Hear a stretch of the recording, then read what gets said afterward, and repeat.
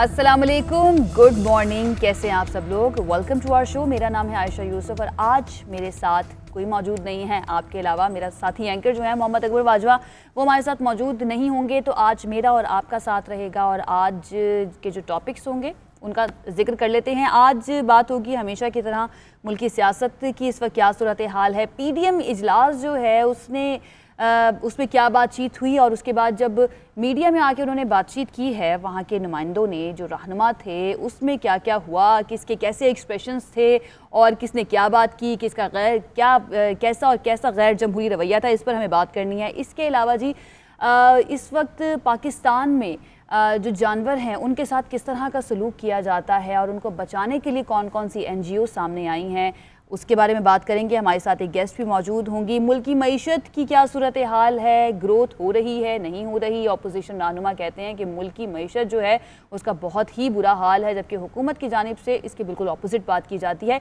इसमें क्या facts and figures हैं वो आपके साथ शेयर करेंगे। और आखिरी हमारा टॉपिक होगा जी पढ़ना लिखना कहते हैं बहुत ज़्यादा ज़रूरी है, और जिनको पढ़ने का शौक़ होता है अक्सर वो बहुत ही ज़्यादा, वो कहते हैं ना, किताबी कीड़ा बन जाते हैं, लेकिन कोई हक महर में भी किताबें मांग सकता है। ये क्या मामला है, इस पर हम बात करेंगे। तो अपने पहले टॉपिक की जानिब आ जाते हैं, जो है मुल्की सियासत से मुतालिक। और ये शुरू करने से पहले सबसे पहले एक शेर जो है ना वो मुझे याद आ रहा है कि एक ज़रा सी बात पर बरसों के याराने गए। मतलब बात तो वैसे ज़रा सी नहीं थी, बहुत बड़ी थी, लेकिन ये एक्सपेक्ट किया जा रहा था कि ऐसा ही कुछ होगा। मुल्की सियासत जो है उसमें एक मरतबा फिर से बड़ी हलचल हमें नज़र आ रही है। PDM का जहाज़ जो है वो भंवर में है और ऐसा लगता है कि आखिरी हिचकोले ले रहा है। ऑपोजिशन जमातों का लॉन्ग मार्च नहीं होगा। शेख रशीद साहब जो हैं वो बार बार ये कह रहे थे कि इनका लॉन्ग मार्च नहीं होगा। उसके बाद उन्होंने कहा कि ऑपोजिशन को चाहिए कि लॉन्ग मार्च को मुलतवी कर दे। लगता है कि ऑपोजिशन ने उनकी बात जो है ना वो मान ली है। और उसके बाद मौलाना फजल रहमान ने ऐलान भी कर दिया है कि जब तक पीपल्स पार्टी जो है वो आकर बात नहीं करती है, और क्योंकि पीपल्स पार्टी ने वक्त मांगा है कि हमें थोड़ा वक्त चाहिए और इस्तीफ़ों के मामले पर बात करने के लिए कि हमें इस्तीफ़े देने चाहिए या नहीं देने चाहिए, क्योंकि इस मामले पर दरार पड़ी हुई है PDM में, तो तब तक के लिए मुलतवी कर दिया गया है लॉन्ग मार्च। हालांकि 26 मार्च का ऐलान किया गया था। लेट्स सी क्या होता है। PDM के सरबराह इजलास में आसिफ अली जरदारी ने नवाज शरीफ के सामने इस्तीफ़ों के बदले पाकिस्तान वापस आने की शर्त रख दी है, और साबिक सदर ने नवाज शरीफ से शिकवे शिकायत की और उनकी जानिब से ये कहा गया कि सेनेट का इलेक्शन हुआ लेकिन इसहाक डार जो थे वो वोट डालने के लिए नहीं आए। उस पर भी उनको जो है काफ़ी गुस्सा था। जवाब में मरियम नवाज साहिबा जो हैं उन्होंने ये कहा कि मुझे बड़ा अफसोस हुआ है कि आप नवाज शरीफ की वापसी का मुतालबा कर रहे हैं, और किसी को हक नहीं है कि मियां साहब को वापस बुलाए, क्योंकि हमें जो अपने रहनुमा और लीडर्स हैं वो जिंदा चाहिए। जिस पर आखिर में जरदारी साहब जो है उन्होंने माजरत भी कर ली थी। उसके बाद जब ये आके मीडिया के सामने खड़े हुए, प्रेस कॉन्फ्रेंस की, तो किसी का मूड थोड़ा सा अजीब सा था। हमने मरियम नवाज साहिबा जो है उनके एक्सप्रेशंस भी देखे। जो मौलाना थे उन्होंने आते साथ ही ऐलान किया कि मार्च जो है वो मुलतवी हो गया है, पीपल्स पार्टी का रवैया गैर जमहूरी, और उसके बाद वो चलते बने, उनको रोका भी गया लेकिन वो चले गए, प्रेस कॉन्फ्रेंस अधूरी छोड़ दी। PDM की 9 जमातें जो हैं वो इस बात पर इत्तफाक करती हैं कि इस्तीफ़े दे देने चाहिए, लेकिन पीपल्स पार्टी जो है वो कहती है कि इस्तीफ़े नहीं देने चाहिए, और अगर इस्तीफ़े दे दिए तो हुकूमत और इस्टेब्लिशमेंट जो है वो बहुत ज़्यादा मजबूत होगी। अब इनका इत्तेहाद जो है इसका मुस्तकबिल क्या होगा, इस पर कुछ हुकूमती मौक़िफ़ जान लेते हैं। हमारे साथ मौजूद हैं वज़ीर ख़ारजा शाह महमूद कुरैशी साहब। बहुत शुक्रिया हमें ज्वाइन करने के लिए।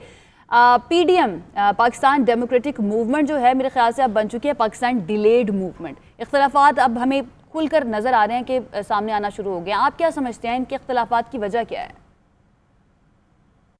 PDM एक गैर फितरी इत्तेहाद था।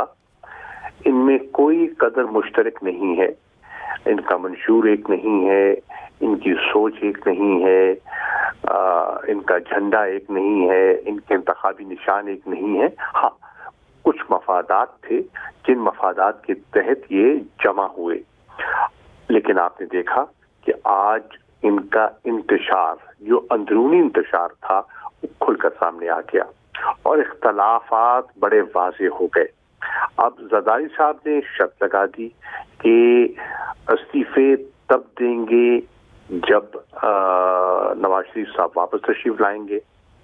मरियम बीबी ने साफ जवाब इनकार कर दिया कि उनका वापस आने का कोई इरादा नहीं है और वो समझती है कि इन हालात में उन्हें वापस नहीं आना चाहिए।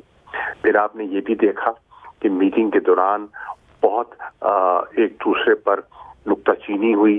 सेनेट के इंतखाबात के बारे में पीपल्स पार्टी समझती है कि नून लीग ने उनके साथ हाथ किया और नून लीग उन पर शक्कों को शुबहात कर रही है और ये तलाश में है कि वो कौन से 7 लोग थे जिन्होंने अपने पहले चेयरमैन सेनेट के वोट मुस्तरद करवाए और फिर डिप्टी चेयरमैन को वो 7 वोट सही खाने में मोहर लगी और पड़ गए। इसी तरह इख्तलाफ सामने आ गया कि अब कायदे हिज़्ब इख्तलाफ सेनेट में कौन होगा। पहले पीपल्स पार्टी ने वादा किया था नून लीग से, आज उससे वो इनकारी हो गए और आज कह रहे हैं कि सबसे बड़ी सेनेट में जमात हम हैं, चुनाचे कायदे हिज़्ब इख्तलाफ गिलानी साहब को होना चाहिए, जिसको नून लीग तस्लीम करने को तैयार नहीं है। तो ये इंतशार खुलकर सामने आ गया और फिर आपने देखा कि मौलाना फजल रहमान ने जो लॉन्ग मार्च है उसको मौखर कर दिया और उन्होंने कहा कि इस्तीफों के साथ बगैर ये लॉन्ग मार्च बेसूद होगा और वो प्रेस कॉन्फ्रेंस से भी रवाना हो गए, चले गए और नाराजगी का इजहार बड़ा वाज़ेह उनके चेहरे पे दिखाई दे रहा था। कुरैशी साहब, आप तो कह रहे हैं कि इनका इत्तेहाद तो अपने मफादात के लिए था, लेकिन पीडीएम जो है उनका ये कहना था कि वो जिद्दोजहद जो कर रहे हैं वो जमहूरियत के लिए कर रहे हैं, लेकिन अब ये क्यों पीछे हट रहे हैं और नून लीग को ऐसा क्यों लगता है कि मियां साहब की जान को खतरा है? अगर उन्होंने वापस आना था तो वो तशरीफ ना लेके जाते। वो बाहर तशरीफ इसीलिए लेकर गए कि फिलहाल उनका वापस आने का कोई इरादा नहीं है। अगर पीपल्स पार्टी ने तहरीक चलानी होती तो वो इस्तीफे देने में संजीदा होती, लेकिन पीपल्स पार्टी का इस्तीफे देने का कोई इरादा नहीं है। सिंध की हुकूमत में उनके बहुत से मफादात हैं और उस हुकूमत से बहुत से वो फायदे उठा रहे हैं। वो किसी कीमत सिंध की हुकूमत नहीं छोड़ेंगे और किसी कीमत इस्तीफे देने के लिए वो तैयार दिखाई नहीं देते। मैं समझता हूं कि आज जो पीडीएम में जो एक दरार पड़ी है वो पहले हम सुनते थे, दर पर्दा बातें होती थी, लेकिन आज खुलकर सामने आ गई। सही। अच्छा सर, पीपल्स पार्टी ने अब वक्त मांगा है कि उन्हें मुशावरत के लिए वक्त दिया जाए। आप एक बहुत लंबा अरसा पीपल्स पार्टी का हिस्सा रहे हैं, आपको क्या लगता है क्या जवाब होगा पीपल्स पार्टी का? जवाब तो वो तकरीबन दे चुके कि हम इस्तीफा नहीं देंगे। आप देखते हैं कि इजलास कब बुलाते हैं, जल्द बुलाते हैं, ताखीर से बुलाते हैं, क्या नया हरबा इस्तेमाल करते हैं। वो तो यकीनन मुस्लिम लीग नून को इस्तेमाल करने की कोशिश कर रहे हैं और मुस्लिम लीग नून उन पर जो तकिया किए हुए है उन्हें वक्त बताएगा कि ये उनकी गलत फहमी है कि जरदारी साहब उनके जाल में फंसेंगे। इनके मफादात यकजा हो नहीं सकते, बिलाखिर इन्होंने एक दूसरे के आमने सामने होना है। पीपल्स पार्टी का जो बुनियादी वोटर है, कारकुन है, वो किसी सूरत नून लीग को दिल से कबूल नहीं करता। सही, ये तो बात होगी नून लीग की। पीपल्स पार्टी जो है उनका और मौलाना फजल रहमान साहब जो है उनका इस वक्त जो ताल्लुक है उसको कैसा देख रहे हैं और मौलाना का मुस्तकबिल क्या होगा, उनकी सियासत का मुस्तकबिल क्या होगा? मौलाना फजल रहमान तो आज आपने देख लिया, वो तो आज पीडीएम से ला ताल्लुक होके प्रेस कॉन्फ्रेंस से उन्हें वॉकआउट कर लिया। आपने देखा कि वो नाला दिखाई दे रहे थे, उन्होंने इजलास में बहुत से सवालात उठाए और उन्होंने सवाल किया कि अब्दुल गफूर हैदरी साहब को हराने वाला कौन है। उनका इशारा पीपल्स पार्टी और नून लीग की तरफ था, क्योंकि आपने देखा कि उनके कैंडिडेट को 7 वोट कम पड़े और वो वोट जो अफरीदी साहब को पड़े वो कहां से आए? वो यकीनन ऑपोजिशन की सफों से आए। अच्छा शाह साहब, मरियम नवाज ने कल के इजलास में ये कहा है कि मियां साहब जो है वापस नहीं आएंगे, किसी ने अगर बात करनी है तो मेरे से करे। आपको क्या लगता है किसको सुनाना चाह रही थी वो?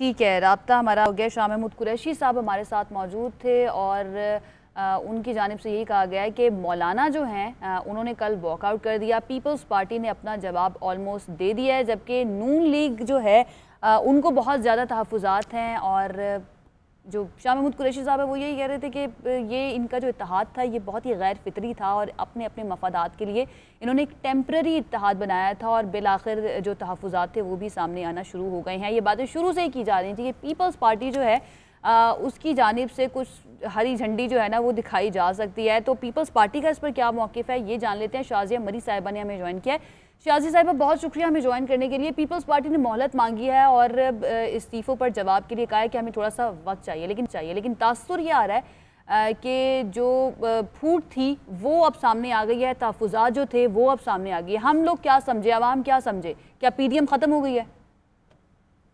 देखिए, एक तो मैं इस तासुर को दुरुस्त कर दूं क्योंकि ये गलत तासुर है कि PDM ख़त्म हुई या उसके अंदर कोई डिवीज़न है। PDM में कोई डिवीज़न नहीं है। अलबत्ता मुख्तलिफ सियासी जमातें एक फोरम में इकट्ठा हुई हैं और एक फोरम से कॉज के लिए वो जदोजहद कर रही हैं। उसमें उनकी मुख्तलिफ राय, मुख्तलिफ सोच, मुख्तलिफ जमातें और उनका मुख्तलिफ मंशूर भी है। तो लिहाजा इसमें कई बातों पे इख्तलाफ और कई बातों पर एक दूसरे के साथ रजामंदी का जो एलिमेंट है वो शामिल होता है। देखिए, जो इस्तीफों की बात की गई और उसको जिस तरीके से मुंसलिक किया गया लॉन्ग मार्च के साथ, वो हमारे लिए एक डिफरेंट चीज थी क्योंकि हमने कभी भी लॉन्ग मार्च को रेजिग्नेशंस के साथ नथी नहीं किया। तो इसको मिला देना और एक को दूसरे से मुंसलिक करना और एक के होने के बाद दूसरी चीज का होना, ये कहीं PDM के किसी पुराने फैसले में या एक्शन प्लान का हिस्सा नहीं था। अलबत्ता लॉन्ग मार्च एक ऑप्शन है, रेजिग्नेशन दूसरा ऑप्शन है। रेजिग्नेशन हमारे CEC ने जब रेजिग्नेशन के ऑप्शन पे बात की थी, जो पुरानी एक मीटिंग हमारी हुई थी लास्ट इस पर, उसमें CEC के अरकान ने जो रेजिग्नेशन इस्तीफों का ऑप्शन है उसको आखिरी ऑप्शन के तौर पे इस्तेमाल करने की बात की थी। और चेयरमैन पाकिस्तान पीपल्स पार्टी जनाब बिलावल भुट्टो जरदारी साहब ने बड़ा कैटेगोरिकली ये कहा था कि हम हुकूमत को गिराने के लिए इन रेजिग्नेशन के ऑप्शन को फॉर्म के तौर पर हम इस्तेमाल करेंगे।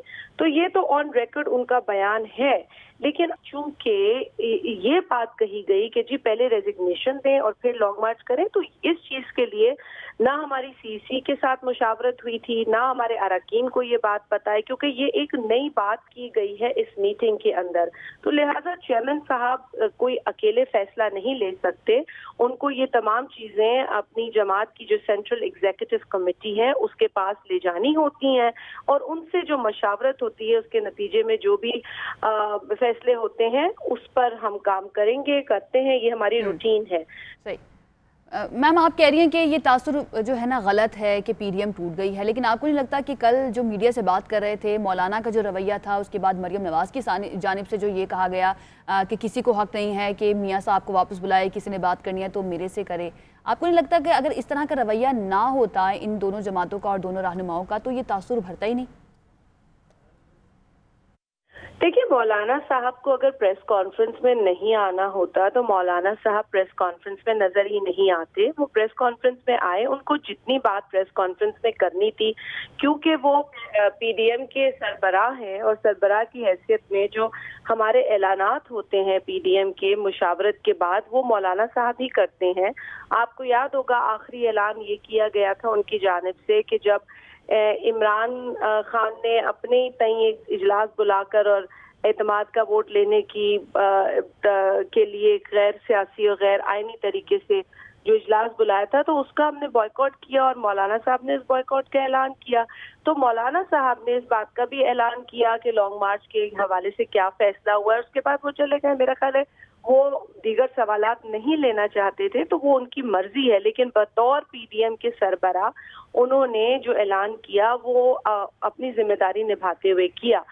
जहां तक सवाल पैदा होता है नवाज शरीफ साहब का कि देखिए, जो बातें PDM के अंदर गुफ्तगू का हिस्सा थी उसमें उन्होंने बात कही गई कि जी नवाज शरीफ साहब आए और इस पूरी मूवमेंट का हिस्सा बने। वो एक मशवरा है और एक मशवरा अगर एक जमात के एक अहम लीडर की जानिब से आता है तो वो उनकी राय हो सकती है। अब मैं अपनी लीडरशिप के लिए कहूँ तो आसिफ अली जरदारी साहब 12 बरस जेल में रहे और एक डिक्टेटर से लड़ते रहे, और लड़ते लड़ते उन्होंने अपने मौक़िफ़ को इतना मजबूत किया कि आप डिक्टेटर कुछ भी कर ले, हम अपना ग्राउंड नहीं छोड़ेंगे।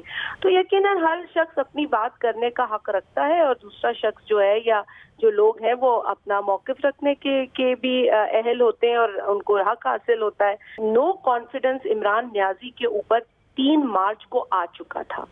आपने देखा कि बावजूद दावों के, बावजूद बड़े बयानात के, पीडीएम के जो उम्मीदवार थे यूसुफ रजा गिलानी साहब, उनको फतह हासिल हुई 3 मार्च को, जिसके नतीजे में बावजूद मेजॉरिटी के, बावजूद नंबर्स के, कितने भी सेशन बुला के अपनी तारीफों के लिए तकरीरें करवा लें या खुद तकरीरें कर लें, इससे कोई फर्क नहीं पड़ता। नो कॉन्फिडेंस उन पर हो चुका है। अब जो हुकूमत है वो उस कोई मजबूत हुकूमत नहीं है, उसकी बुनियादें हिल चुकी हैं। पीडीएम की ये मैं कामयाबी कहती हूँ, हम इसको पीडीएम की कामयाबी समझते हैं। पीडीएम ने पार्लियामेंट के अंदर रहने का फैसला पाकिस्तान पीपल्स पार्टी के मशवरे पर किया और हम शुक्रगुजार हैं, और उसके नतीजे आपने देखे। 7 बाय इलेक्शन पीडीएम की जमातें जीती हैं। इसके अलावा यूसुफ रजा गिलानी साहब का इलेक्शन हम जीते हैं। नो कॉन्फिडेंस हम लाने में एक लिहाज से कामयाब हुए हैं। तो पार्लियामेंट के अंदर की जो पॉलिटिक्स है, पीपल्स पार्टी के जो मौक़िफ़ है उसको बड़ा मजबूत करती है। अच्छा शाजिया साहिबा, इस इजलास में क्या पीपल्स पार्टी को क्रेडिट दिया गया कि जो स्ट्रेटजी बनाई थी पीडीएम के इजलास में पाकिस्तान पीपल्स पार्टी ने सेनेट इलेक्शन में कामयाबी के लिए वो कामयाब हुए, क्या पीपल्स पार्टी को क्रेडिट मिला इसका? बहुत सारी तफसीलात इस वक्त उस इजलास की नहीं पता, लेकिन इससे कबल आपको याद है कि पीएमएलएन की जानिब से भी पीपल्स पार्टी के मौक़िफ़ को सराहा गया और दीगर साथियों ने भी जो पीपल्स पार्टी का मौक़िफ़ था उसकी तारीफ की। लेकिन आप सब कवर करते रहे हैं, आप सब जानते हैं कि हम बावजूद क्रिटिसिज्म के भी हम अपने मौक़िफ़ पे कायम रहे। तो आप मुझे खुद बताइए कि जब पार्लियामान के अंदर की सियासत कामयाबी से पीडीएम की जमातें कर रही हैं और शिकस्त दे रही हैं हुकूमत को, तो एन उस वक्त पीपल्स पार्टी ये इस बात पर कैसे राजी हो जाए कि जी हमें इस्तीफा देना और ये बेस्ट ऑप्शन है। अगर इस्तीफा देकर ये हुकूमत गिराई जा सकती है तो वो एटम बॉम्ब हम इस्तेमाल करने के लिए तैयार हैं। लेकिन अगर ऐसा नहीं होता तो फिर तो जिस तरह पीपल्स पार्टी ने कहा है कि ये तो वॉक ओवर है, ये तो खुला मैदान है। और हम ये भी देख रहे हैं कि एक तरफ पीडीएम ज़िमनी इलेक्शन में कामयाबी होती है तो उसकी खुशी मना रही है, दूसरी तरफ इस्तीफों की बात कर रही है, ऐसा क्यों है? कभी भी ऐसा नहीं हुआ कि लॉन्ग मार्च को जोड़ा जाए इस्तीफों से और ये शर्त लगाई जाए कि इस्तीफे दें, क्योंकि और पीपल्स पार्टी का तो मौक़िफ़ सबको पता है। हमने तो बावजूद क्रिटिकल एनालिसिस के, क्रिटिसिज्म के, हम तो अपने मौक़िफ़ पे डटे रहे हैं और अल्हम्दुलिल्लाह ना सिर्फ डटे रहे हैं, हमारा मौक़िफ़ जो है वो साबित हुआ है कि दुरुस्त मौक़िफ़ था। आज अगर हुकूमत की बुनियादें हिली हैं तो वो पार्लियामेंट के अंदर से हिली हैं। पार्लिमानी जो फैसले लिए गए, चाहे वो बाय इलेक्शन के हों, चाहे वो आपके सेनेट के इलेक्शन के हों, चाहे वो एक तरह से नो कॉन्फिडेंस लाया गया हो इमरान नियाज़ी की हुकूमत पर, ये तमाम चीजें पार्लिमानी सियासत की वजह से मुमकिन हुई। कोई, मैं समझती हूँ सारे ऑप्शंस अच्छे ऑप्शंस होंगे जो पीडीएम के हैं, लेकिन जो इस वक्त जिन ऑप्शंस ने नींदें हराम की हैं हुकूमत की, वो वही ऑप्शंस हैं जो पार्लियामान के अंदर इस्तेमाल हुए और हुकूमत को मुंह की खानी पड़ी। बहुत शुक्रिया। शाजिया मरी साहिबा हमारे साथ मौजूद थी। पीपल्स पार्टी का मौक़िफ़ आ गया है, इस सारी सूरत हाल पर थोड़ा सा इंडिपेंडेंट तज्जिया जो है वो भी ले लेते हैं। हमारे साथ सीनियर एनालिस्ट सलीम बुखारी साहब मौजूद हैं। सलीम बुखारी साहब, बहुत शुक्रिया ज्वाइन करने के लिए। पीडीएम का जब आगाज़ हुआ था उस वक्त ख़दशात ज़ाहिर किए जा रहे थे कि पीपल्स पार्टी जो है उस पर भरोसा उस तरह से नहीं करना चाहिए बाकी जमातों को, क्योंकि you never know People's Party जो है वो अपने मुज़ाकरात कामयाब कर ले दूसरे फरीक से और बीच में से छोड़ करना सबको पतली गली से निकल जाए। क्या समझा जाए कि पीडीएम की हंडिया जो है वो बीच चौराहे फूट चुकी है? मेरे ख्याल से जो डेवलपमेंट्स हुई है, कल रात को जो पीडीएम का इजलास ख़त्म हुआ उसके बाद जो मौलाना फजल रहमान साहब ने 26 मार्च के लॉन्ग मार्च का जो है वो फैसला जो है कहा कि मुलतवी कर रहे हैं उसको, इसलिए कि पीपल्स पार्टी ने इस्तीफ़ों के हवाले से अपनी रिजर्वेशन दी है। तो उसके बाद से इस हंडिया को बीच चौक में फूटने का मेरे ख्याल से एक्सप्रेशन जो है वो बिल्कुल दुरुस्त है, कोई शुबा नहीं है। इसलिए कि जो पीडीएम की तश्कील हुई थी और 26 पॉइंट का जो एलामिया था उसमें इस्तीफ़ों का बड़ा वाज़े तौर पर कोई एम्बिग्विटी नहीं थी इसके हवाले से, बिल्कुल वाज़े ऐलान था कि आखिरी हरबे के तौर पर और इसको इस्तीफ़ों को दिया जाएगा। हत्ता कि जरदारी साहब ने और बिलावल जरदारी दोनों ने अपनी पार्टी को हदायत की कि वो इस्तीफ़े जमा करा दें और ये दावा भी किया बाद में कि उनकी सेक्रेटेरिएट में सारे इस्तीफ़े जो हैं वो जमा हो गए हैं। अगर ये देने ही नहीं थे तो फिर इसके लिए ये तकल्लुफ़ात जो हैं ये क्यों किए गए थे, पहली बात तो ये है। और फिर एक ऐसे मरहले पर जब पीडीएम की तहरीक अपने मंतकी अंजाम की तरफ बढ़ रही थी, यानी लास्ट जो लॉन्ग मार्च है वो कर रही थी, धरने की बात हो रही थी और इस्तीफ़ों को उसके साथ मुंसलिक किया गया था। कल रात का इजलास ही सारा इसलिए था कि इसके ऊपर हतमी फैसला किया जाए। जरदारी साहब ने मेरे ख्याल से पीडीएम की बुनियादों में न सिर्फ टाइम बम रख दिया है बल्कि उसको रिमोट कंट्रोल से फाड़ भी दिया है। तो अब इसका क्या मुस्तकबिल होगा, क्या ये लॉन्ग मार्च होने जा रहा है, ये तो अब आने वाले वक्त में। अच्छा सलीम साहब, पीपल्स पार्टी अगर लॉन्ग मार्च और इस्तीफों से इनकार कर देती है तो क्या दीगर जमातें लॉन्ग मार्च करेंगी, इस पोजीशन में होंगी कि वो लॉन्ग मार्च करें?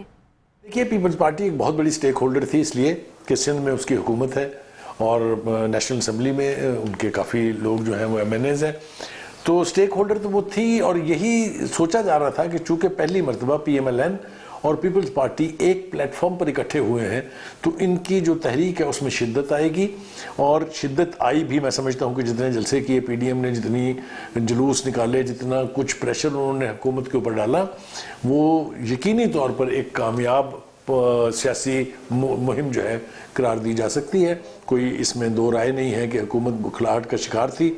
एस्टेब्लिशमेंट जिसके बारे में कभी किसी ने ज़बान खोलने की कोशिश नहीं की थी, उसका नाम ले लेके उनके ऊपर भी तनकीद की गई, तो अदारों के ऊपर तनकीद का भी ये पहली मिसाल थी इतनी ओपनली।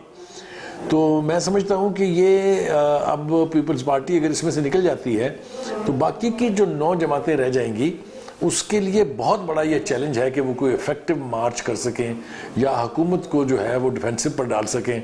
लेकिन जैसा मैंने कहा कि अभी तो 2 मरहले बाकी हैं। पहली बात तो ये कि पीपल्स पार्टी वापस आके मुशावरत करके क्या कहती है कि वो इस्तीफे देगी या नहीं, पहला मरहला है। और दूसरा मरहला ये है कि फिर उसके बाद पीडीएम की क़यादत मिल बैठे और ये फैसला करे कि क्या इस मुहिम को आगे ले जाना है या गुड बाई करना है एक दूसरे को और घरों घरों ही वापस जाना है। ये अगर होगा तो मेरे ख्याल से एक इतनी बड़ी तहरीक जिसका आगाज़ जो है कई महीने पहले हुआ था वो बिल आखिर अपने मंतकी अंजाम तक पहुँचे बगैर ही रास्ते में दम तोड़ जाएगी। ये मेरे ख्याल से एक बहुत बड़ा पॉलिटिकल सानहा इसको करार दिया जा सकता है। अच्छा सलीम साहब, ये सारी सूरत हाल की बेनिफिशरी तो हुकूमत है। यूसुफ रज़ा गिलानी साहब जब जीते थे उसके बाद ऐसा लग रहा था कि हुकूमत जो है वो बहुत ज़्यादा परेशान है, लेकिन अब जो इस वक्त रवैया है पीडीएम की तमाम जमातों का, उसके बाद नज़र आ रहा है कि हुकूमत बहुत ज़्यादा जो है ना वो फ्रंट फुट पर आके खेलेगी। जबकि इमरान खान साहब जो है उनके बारे में ये कहा जा रहा है कि उनकी नेक्स्ट इनिंग्स जो होंगी वो बहुत ज़्यादा जारहाना होंगी। इस पर आप क्या कहते हैं? तो पीडीएम टूट जाती है इसके नतीजे में, जिसके के बहुत रोशन इम्कानात इस वक्त मौजूद हैं। तो फिर तो ये all is great for PTI and Imran Khan. मेरे ख्याल से अभी ही उनके यहाँ तो जश्न मनाने की तैयारियां शुरू हो गई होंगी। ये बहुत बड़ी अचीवमेंट है कि अगर किसी भी रास्ते से, किसी भी ज़रिए से, किसी भी तरीके से पीपल्स पार्टी को परसुएड करके इस इत्तेहाद को तोड़ा गया है तो ये मैं समझता हूँ this is in the interest of the government कि वो अब न सिर्फ ये कि जारहाना अंदाज इख्तियार करेगी बल्कि उनके लिए एक चैलेंज ये भी होगा कि जो ख़तरा था वो चूँकि टल गया है, लिहाजा अब गवर्नेंस की तरफ आया जाए। अगर इस तरह का सिनारियो बनता है तो all will be a win win situation for the Pakistan Tehreek Insaf. बहुत शुक्रिया। सलीम बुखारी साहब मौजूद थे हमारे साथ। रोशन इम्कानात मौजूद है कि पीडीएम टूट सकती है, जो कि कल की हमें प्रेस कॉन्फ्रेंस में नज़र भी आया है। और सारी सूरत हाल में जो फ़ायदा हुआ है वो हुकूमत को हुआ है, लेकिन फ़ायदा थोड़ा सा पीपल्स पार्टी को भी हुआ है क्योंकि उन्होंने अपने मामलात जो हैं वो दुरुस्त कर लिए हैं। यूसुफ रज़ा गिलानी साहब जो हैं उनको सेनेट में इलेक्ट भी करवा दिया, जबकि उनके साथ जो एक दूसरी नशिस्त थी नून लीग की उम्मीदवार और पाकिस्तान तहरीक इंसाफ की उम्मीदवार जो आमने सामने थी, उसमें हमने ये देखा कि पीडीएम की तमाम जमातों ने मिलकर यूसुफ रज़ा गिलानी साहब को तो जितवा दिया, लेकिन जो दूसरी नशिस्त थी उस पर नून लीग की उम्मीदवार को नहीं जितवाया। तो पीपल्स पार्टी भी यहाँ पर काफ़ी फ़ायदे में रही है, जो हमें अब नज़र भी आ रहा है। अब एक ब्रेक ले लेते हैं। ब्रेक के बाद जब वापस आएंगे तो दीगर अहम टॉपिक्स हैं उन पर बात करेंगे। हमारे साथ रहिए।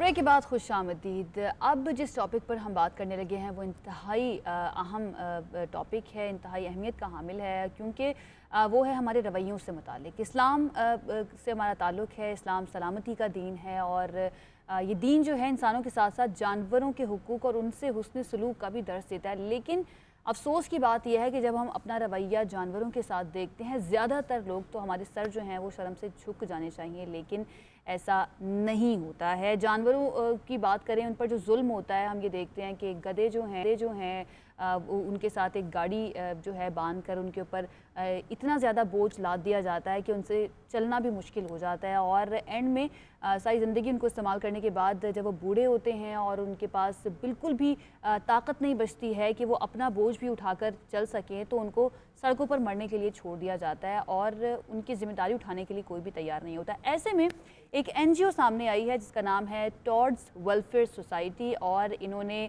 ज़िम्मा उठाया है, बीड़ा उठाया है कि उन तमाम जानवरों का ये ख्याल रखेंगे, उनको रेस्क्यू करेंगे जो सड़कों पर मौजूद हैं, जिनकी ज़िम्मेदारी उठाने वाला कोई नहीं है, जिनका ख्याल रखने वाला कोई नहीं है, और किस तरह से उनको रेस्क्यू करते हैं, कैसे अब उनका इलाज किया जाता है और उसके बाद उनके साथ क्या होता है। हमारे साथ मौजूद है director operations toads society Nabiha Ayaz साहिबा। नबीहा, बहुत शुक्रिया हमें ज्वाइन करने के लिए। सबसे पहले तो ये बताइएगा कि NGO जो है किस तरह से काम करती है, कब इसका आगाज़ हुआ और फाउंडर कौन है, आपके साथ कौन कौन काम करता है? थैंक यू मुझे पहले तो शो पे बुलाने के लिए। TWS जो है ये हमने शुरू की थी 2016 में और इट वाज फाउंडेड बाय किरण माहीन। और ये इसलिए शुरू की थी हमने क्योंकि आपको पता होगा कि पाकिस्तान में कुत्तों को मार दिया जाता है गोली से, और ये बाकायदा कैंपेन्स चलती हैं इसकी। बिल्कुल ऐसी ही है, सोसाइटीज़ में जाके ढेर सारे तादाद में कुत्तों को मार दिया जाता है बेदर्दी से, बिल्कुल। और वो काफ़ी घंटों तक ज़िंदा होते हैं लेकिन और बेदर्दी से खून बह बह कर उनका वो फिर मर जाते हैं। तो इसी वजह से एक्चुअली TWS शुरू हुआ था कि एक कुत्ते को गोली मार दी गई थी और उस कुत्ते को जब वेट पे लेके गए थे तो वेट ने कहा कि इसको ज़िंदा अगर रखेंगे तो उसके साथ ज़्यादती होगी, क्योंकि उसकी गोली उसके बिल्कुल माथे के अंदर गई थी, उसका ब्रेन डैमेज वाला हिसाब था। तो वेट ने कहा बेहतर यही है कि इसको आप ह्यूमनली सुला दें, और वही फिर करना पड़ा। लेकिन उसके अगले दिन वो होता है ना, आपको फ़ील होता है कि यार ये क्या एक्सपीरियंस किया आपने। उसके बिल्कुल अगले दिन ये ऑर्गेनाइजेशन स्टार्ट हुई थी टू इन जानवरों की आवाज़ बनने के लिए, इन जानवरों के इन जानवरों के राइट्स के लिए लड़ने के लिए, और जो भी इनके साथ ज़्यादती होती है उसके ऊपर आवाज़ उठाने के लिए ये ऑर्गेनाइजेशन शुरू हुई थी। सही। अच्छा, इट्स बिन 5 years, 2016 में ये ऑर्गेनाइजेशन जो है स्टार्ट हुई थी। जब आप रेस्क्यू करते हैं जानवरों को और तमाम जानवर जो भी आपको सड़क पर नजर आए, तो उन तक पहुंचते किस तरह से हैं? क्या आपका कोई ग्रुप होता है जो आपको बताता है कि यहाँ पर मैंने देखा है कोई, या सोशल मीडिया से भी मदद ली जाती है? क्या तरीका इख्तियार किया जाता है कि जानवरों को किस तरह से पता चले कि यहाँ पर जानवर मौजूद है और उसको रेस्क्यू करना है हमने? तो बेसिकली शुरू में तो ऐसे ही हुआ था कि लोगों को जब आइडिया हुआ कि एक एनिमल वेलफेयर प्लेटफॉर्म एग्जिस्ट करता है, तो वो उन्हें जब जानवर नज़र आते थे वो हमें सोशल मीडिया पे ही कांटेक्ट करते थे। लेकिन जब अवेयरनेस ज़्यादा हुई, रेस्क्यू रिक्वेस्ट भी ज़्यादा होना शुरू हो गई, तो लोग ऑब्वियसली सोशल मीडिया के थ्रू कांटेक्ट करना काफ़ी वायबल नहीं रहा। फिर हमने एक हेल्पलाइन शुरू की थी। अब जो भी जितने भी एनिमल्स रिपोर्ट होते हैं वो हमारे हेल्पलाइन से रिपोर्ट होते हैं। जैसे अगर किसी को भी कोई इंजर्ड या ज़ख्मी जानवर नज़र आए, वो हमें हेल्पलाइन पे कॉल कर देता है और हमें लोकेशन और पिक्चर्स शेयर कर देता है और हमारी टीम उसको जाके फिर रेस्क्यू। अच्छा, ये हेल्पलाइन नंबर जो है ना, ये मैं चाहूँगी कि आप दें सो दैट जो लोग हमें देख रहे हैं अगर वो भी रिपोर्ट करना चाहें तो उनको भी ज़रूर आप बताइए। दूसरा ये मुझे ये भी बताइएगा कि अवेयरनेस जो है वो बहुत ज़्यादा ज़रूरी है। हुकूमती सतह पर इस पर कितना ज़्यादा नबीहा काम हो रहा है, और आप क्योंकि अवेयरनेस के लिए भी काम करते हैं, तो गवर्नमेंट के लोगों से, इंतज़ामिया से जब आप इस सिलसिले में बात करते हैं तो उन्होंने अभी तक आपको कितना सपोर्ट किया है? गवर्नमेंट ऑनेस्टली इतनी सपोर्टिव नहीं है। जब भी कुछ जानवरों पे बात आती है तो अगर आप ज़्यादा प्रोटेस्ट करें तो थोड़ी देर के लिए वो जो डॉग कर लेंगे उसको रोक लेते हैं, ठीक है, ज़्यादा से ज़्यादा। लेकिन हमारी कौम का सबसे बड़ा मसला ये हमें पेशेंस नहीं है। जो हमें लगता है कि अगर हम कुत्तों को मार देंगे तो एक तो उनकी पॉपुलेशन कंट्रोल हो जाएगी और रेबीज़ कंट्रोल हो जाएगा, लेकिन ऐसा नहीं होता। रेबीज़ कंट्रोल करने का सिर्फ तरीका ये है कि आप रेबीज़ के लिए वैक्सीन करो, जो सिर्फ एक 150 रुपीज़ की वैक्सीनेशन शॉट होती है। आप सारे कुत्तों को अगर वो लगा दोगे तो आप रेबीज़ का जो भी अच्छा, उसका भी हमारे मुल्क में फुकतान है। हाँ, हमारे जिसकी वजह से अच्छा जो है उनकी जानें भी गई हैं, जिसकी वजह से ये जो कैंपेन शुरू होती है ना, कि कुत्तों को मार दिया जाए, उसमें तेज़ी भी आती है और फिर अदालतों की जानिब से भी इस तरह के हुक्म आए हैं कि या तो उनको एंटी रेबीज़ वैक्सीन लगाई जाए या फिर उनको मार दिया जाए। इसका हल क्या है, फिर किस तरह से रोका जा सकता है? इसका हल सिर्फ ये है कि आप एक तो सारे जानवरों को इसको हम कहते हैं TNVR, trap, neutral, vaccinate and release. आप सारे कुत्तों को पकड़ते हो, उनको वैक्सीनेशन लगाते हो, फिर उनको स्पे न्यूट्रल करते हो जिससे उनकी पॉपुलेशन कंट्रोल होती है, और फिर आप उनको रिलीज़ कर देते हो ईयर टैग करके। ईयर टैग करने से ये फ़ायदा होता है कि बंदे को पता होता है कि अच्छा ये जो जानवर है ना, ये स्पे न्यूट्रल भी है और ये वैक्सीनेटेड भी है, तो अगर कुछ हो भी जाता है, कोई इंसिडेंट हो भी जाता है, क्योंकि जानवर होते हैं, वैसे होता नहीं है ऐसे, जब तक इंसान बुरा ना करे जानवर के साथ, जब तक इंसान पत्थर मारेगा तब तक तो ऑब्वियसली जानवर ने रिएक्ट करना है। और ज़्यादातर जानवर के जो भी ऐसे रिपोर्ट्स होते हैं वो तभी जानवर रिएक्ट करता है जब आपने उसको मारने की कोशिश की हो, ठीक है। लेकिन उसका हल सिर्फ यही है कि आप उनको TNVR का प्रोग्राम शुरू कर दें, क्योंकि अगर आप मार भी लेते हो वक्ती तौर पे, ठीक है, कुत्ते उस जगह पे नहीं आएंगे, लेकिन वो जगह आपने खुला छोड़ दिया है बाकी कुत्तों के पैक्स को उधर आने के लिए। सो वो एक पैक जब मतलब मारना जो है हल नहीं है किसी भी जानवर को मारना, सोल्यूशन बिल्कुल है। और अगर हम कंपैरिजन करें पाकिस्तान का और पूरी दुनिया का, इस सिचुएशन को जब दुनिया देखती है कि यहाँ पर जानवरों के साथ हो रहा है, आपको याद होगा कि ज़ू के अंदर कुछ शेर जो थे वो मर गए थे, कावन हाथी जो है उसके लिए दुनिया भर से आवाज़ें उठी, उसके बाद यहाँ से उसको कम्बोडिया के लिए रवाना किया गया। तो फिर पाकिस्तान का तासुर दुनिया भर में कैसा जाता है? पाकिस्तान ऑनेस्टली वर्ल्ड प्लेटफॉर्म्स पे इट्स वेरी मतलब उसको लोग अच्छी तरह से नहीं देखते। पाकिस्तान बदनाम है, बहुत ही ज़्यादा बदनाम है। कोई अगर आप फंडिंग प्रोजेक्ट करवाना भी चाहो तो यहाँ पे कोई आपको सपोर्ट उस तरह से नहीं करेगा, क्योंकि उन्हें पता है कि अगर आप इस जगह पे हम फंडिंग दे भी देते हैं एनिमल्स के लिए, इनकी गवर्नमेंट इनको जाके मार देना है सारों को। तो लॉन्ग टर्म या तो वो फंडिंग भी ज़ाया हो रही है, क्योंकि एक जानवर पे आप इतनी ज़्यादा इन्वेस्टमेंट करते हो और अगर वो जानवर आगे आपकी जो हुकूमत है वो मरवा देती है तो क्या फ़ायदा हुआ उसका। और सबको पता है पूरी दुनिया में, आप टर्की की एग्जाम्पल ले लो, टर्की में कुत्ते इतने हेल्दी होते हैं और वो सारी सड़कों में फिर रहे होते हैं, लोगों ने कुछ नहीं कहते, और हर बाहर उनके फीडिंग स्टेशंस लगाए होते हैं उन्होंने, और गवर्नमेंट लेवल पर काम होता है वहाँ पर। एग्जैक्टली, और बड़ा हार्मनी में वो रह रहे हैं उन जानवरों के साथ। और हम टर्की को इतना आइडियलाइज करते हैं, लेकिन हम ये चीज़ फॉलो नहीं कर सकते। Turkey is also Muslim country, अगर हम का एलिमेंट इसमें लेके आते हैं, फिर इस्लाम का एलिमेंट भी अगर हम ले आएँ तो हमें ये अल्लाह की बनाई हुई मखलूक नहीं है कुत्ते, बिल्कुल ऐसे ही मार देते हैं। बिल्कुल, हमारा तो दीन हमें इस बात की तालीम देता है कि आप किसी जानवर पर उसके बहुत से ज़्यादा वज़न ना डालें कि वो उठा ना सके। आखिर में ये बता दीजिए नबिया कि गवर्नमेंट को क्या करना चाहिए, क्या अपील करेंगी कि जानवरों के लिए, जानवरों के हुकूक हैं, उनकी देखभाल के लिए, उनको रेस्क्यू करने के लिए गवर्नमेंट को क्या करना चाहिए? गवर्नमेंट से यही अपील है कि थोड़ा सा सपोर्ट प्रोवाइड करें NGOs को, ताकि इसका सोल्यूशन बिल्कुल है, लेकिन ऑब्वियसली इसमें रिस्ट्रिक्शंस हैं, फंडिंग बहुत ज़्यादा रिक्वायर्ड है, सपोर्ट बहुत ज़्यादा रिक्वायर्ड है। और अगर हम एक जगह पे शुरू भी कर देते हैं ऐसे प्रोग्राम्स जो TNR के प्रोग्राम्स हैं, अगर थोड़ी देर बाद जाके वहीं पे कुत्ते मरवा दिए जाएंगे तो क्या फ़ायदा। तो उसलिए हमें गवर्नमेंट का सपोर्ट चाहिए कि अच्छा अगर आप फंडिंग भी नहीं प्रोवाइड कर सकते, कम से कम उस एरिया के कुत्तों को तो ना मारें, या जो एक TNVR प्रोग्राम से कुत्ते चले गए उनको तो ना मारा जाए, ताकि और फैसिलिटेट भी किया जा सकता है। आप फंडिंग नहीं दे सकते तो फैसिलिटेट कर दे।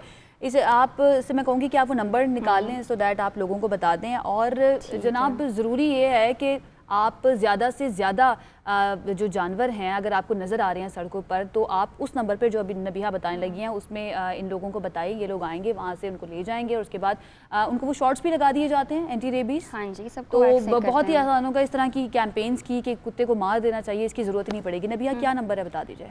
0321 467 4957। एक बार और रिपीट कर दें।